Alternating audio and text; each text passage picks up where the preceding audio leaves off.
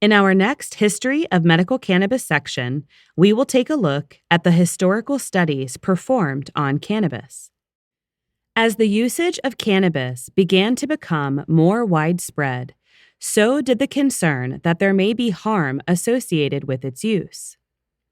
In 1893, an Indo-British study was conducted in response to concerns regarding the effect of the production and consumption of cannabis by English citizens in the province of Bengal, India.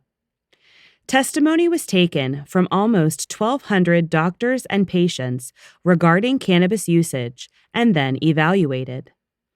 The conclusions were clear as to not only the benefits of cannabis medicinally, but the minimal risk it posed to the patients using it.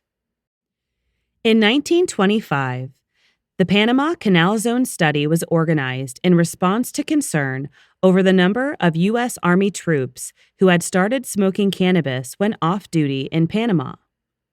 The investigation was intended to make recommendations for special legislation which would prevent the use of marijuana by U.S. Army troops.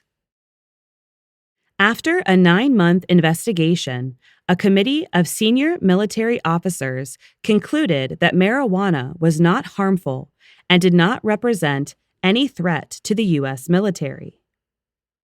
In 1928, a further year-long study was conducted, and the results agreed with the first, that marijuana did not pose any great threat. A third and final investigation in the same region, conducted in 1931, again agreed with the previous two studies and was unable to find any harmful effects of cannabis use among military personnel. This repeated attempt to find harm where none was to be found is very indicative of the stigma and bias that was soon to sweep the nation regarding cannabis use. In 1944, Fiorello LaGuardia, the mayor of New York City and a strong opponent of the 1937 Marijuana Tax Act, commissioned a study through the New York Academy of Medicine that tracked the effects of cannabis usage in New York City over 5 years. The resulting report concluded that, quote, "The publicity concerning the catastrophic effects of marijuana smoking in New York City is unfounded. Marijuana smoking does not lead to addiction in the medical sense of the word, does not lead to morphine or heroin or cocaine addictions, and therefore the gateway drug theory is without foundation." Unquote. Harry Anslinger, the author of the Marijuana Tax Act, was infuriated by the results of this study and personally commissioned the American Medical Association to conduct their own study to disprove LaGuardia's.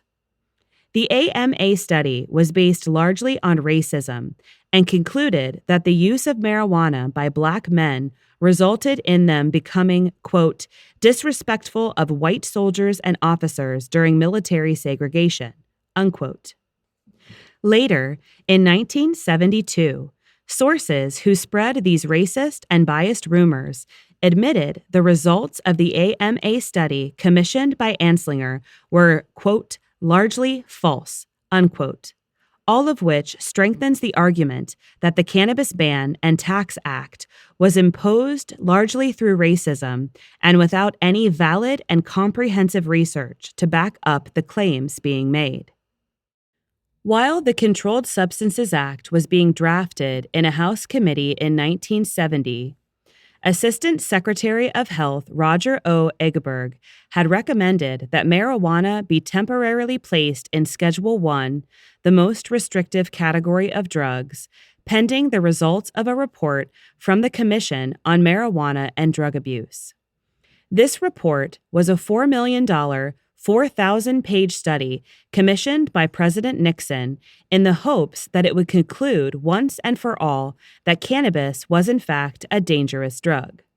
However, the final report, entitled Marijuana, a Signal of Misunderstanding, concluded that cannabis was not a danger to society and recommended decriminalization as well as rescheduling of the drug to Schedule III, along with testosterone and acetaminophen with codeine.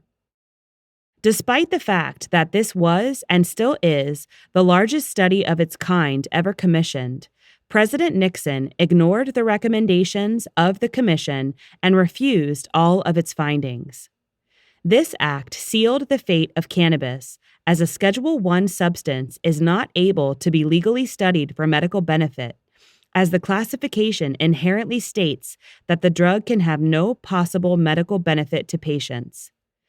This tied the hands of practitioners and researchers from being able to access cannabis to study for any beneficial medical use, and this Schedule I classification is still in place today.